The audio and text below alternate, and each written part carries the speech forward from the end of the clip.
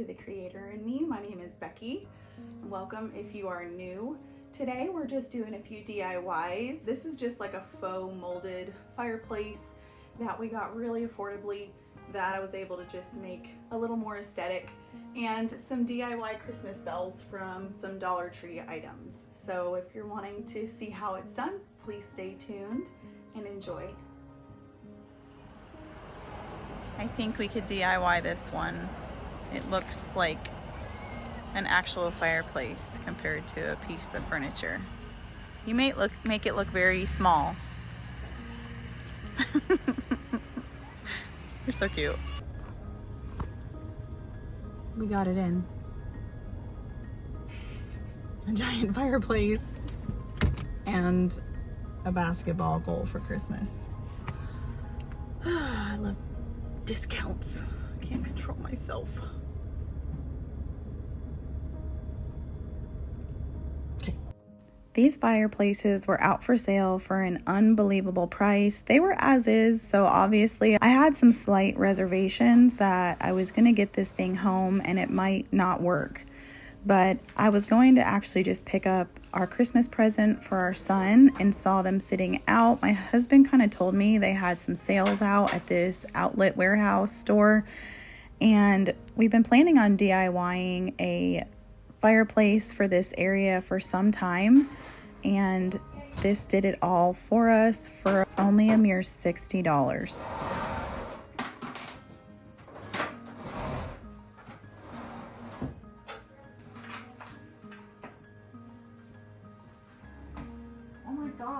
Oh my gosh!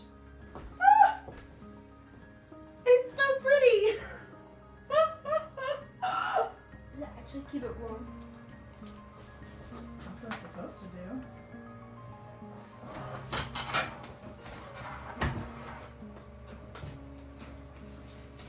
Oh my goodness. You can see how shocked I was. I was so pleased to see the heating element and the lights and everything worked perfectly. I was really wanting to finish the fireplace off with this kind of a look, so I did a sample on the left side that's a little less seen. I just used some chalk paint diluted to go ahead and cover this faux stone and just neutralize the coloring a little bit. The paint mixture is a little bit runny, but I went ahead and dabbed it all over. After dipping my brush, it's a little more concentrated, and then smeared and stippled the paint into all the cracks and crevices.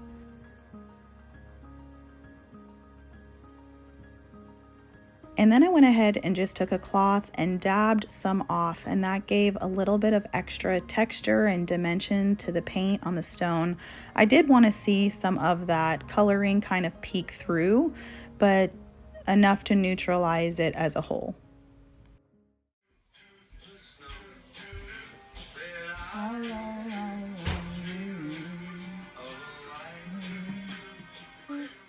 I was just jamming out to some Christmas tunes, stippling on more of that concentrated paint just to create more layering, wiping up my mess. And now I'm going to go ahead and take on the front of the fireplace. I'm a little more confident in the process.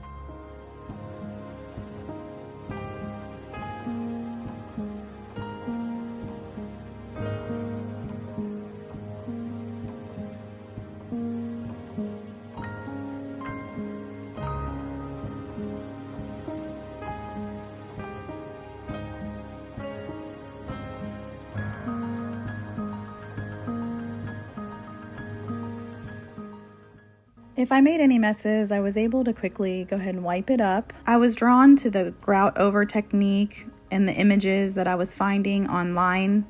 And I noticed whenever I did the paintings, this area was a little more heavy and I wiped some away, whereas this did not get into all the cracks and you can kind of see some of those dark black areas. So I'm taking this little brush here and taking that more concentrated paint and getting in those cracks and crevices to kind of mimic a grout over.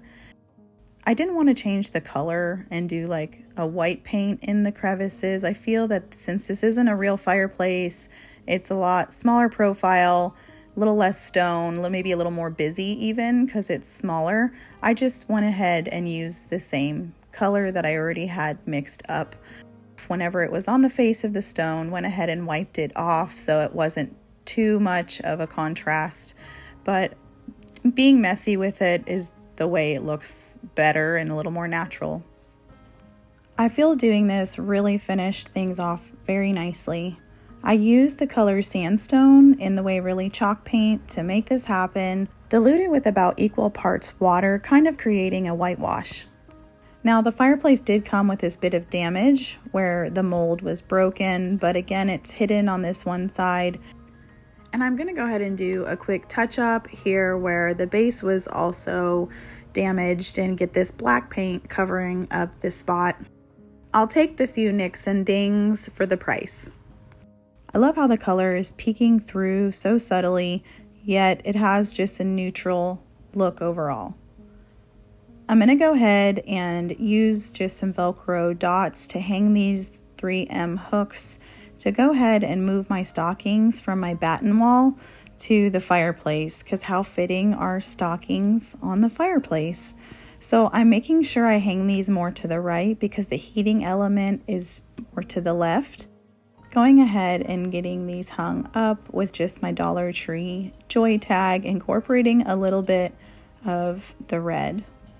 I've already used all my greenery that I've gotten half off and refuse to buy more before the holiday is over at full price. So I'm gonna go head out to our cedar trees out in our front yard and get some branches snipped. I'm looking for some branches with the blueberries on it, a little less of the dead ends.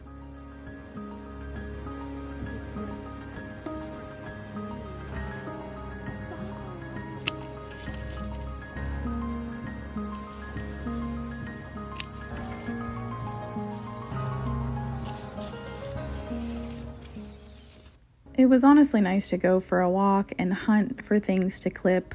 My Olive was super curious about all these smells.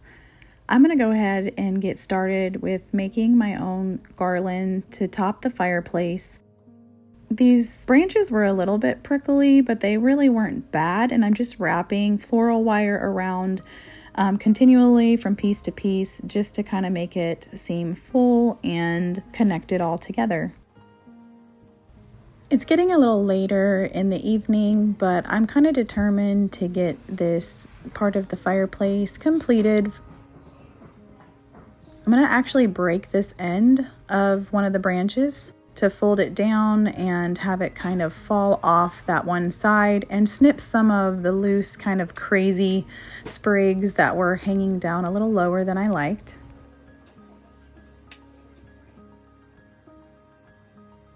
I'm loving the little berries that are on here and the whimsy of it. I was very inspired by all the brass bells I've been seeing around, so I decided to try making my own DIY.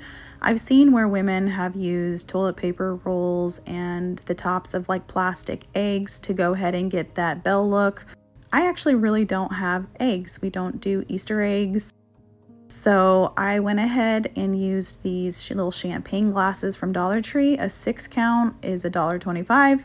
So I'm melting off the top of this cup here just so I can hang the bell loop. I'm heating my blade for about 10 seconds at a time to go ahead and get through this plastic. It took about 2 passes to cut this top off.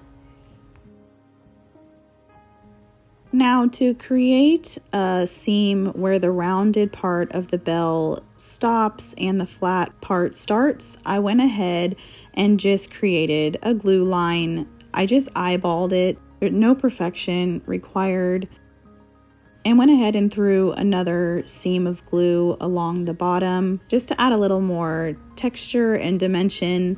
I painted my cups black and first did simple strokes and then went in stippling the paint just to get a textured appearance on that second coat.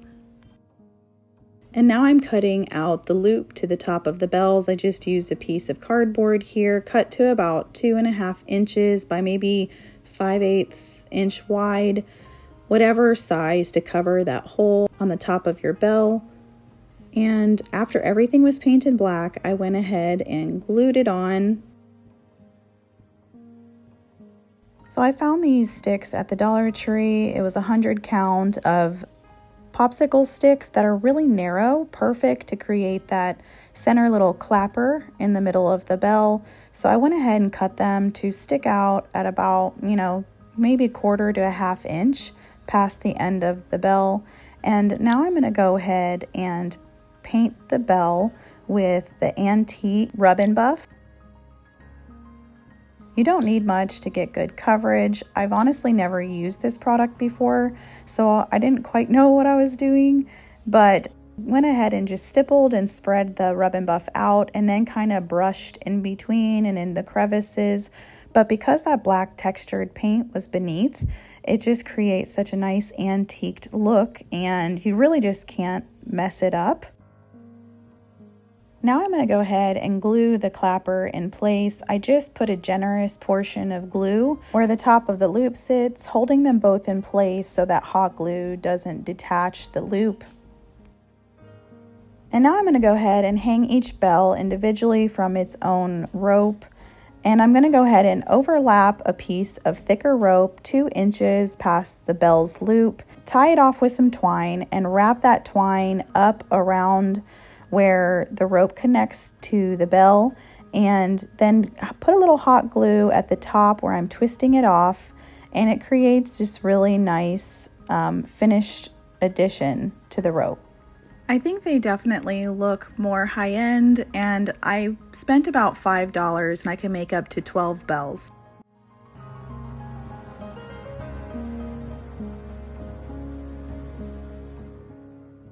I decided I wanted to go ahead and change out this little red tag and replace it with my new DIY bells.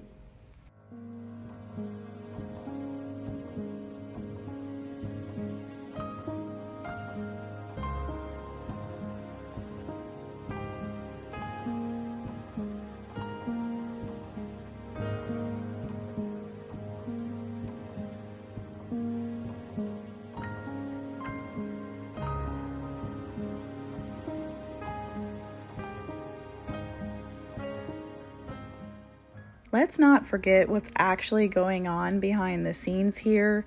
My husband has a whole gaming station set up behind the TV. It's easy to take function and get it hidden away a little bit. I'm so grateful for this fireplace. We needed a little extra heat in our master bedroom, and it's all done so affordably. A $60 fireplace, $4 Pottery Barn stockings that do have other people's names embroidered on the other side, free Garland, affordable DIY bells. Beautiful does not have to be expensive. Thank you so much for joining me and doing these DIYs. I look forward to seeing you in the next video.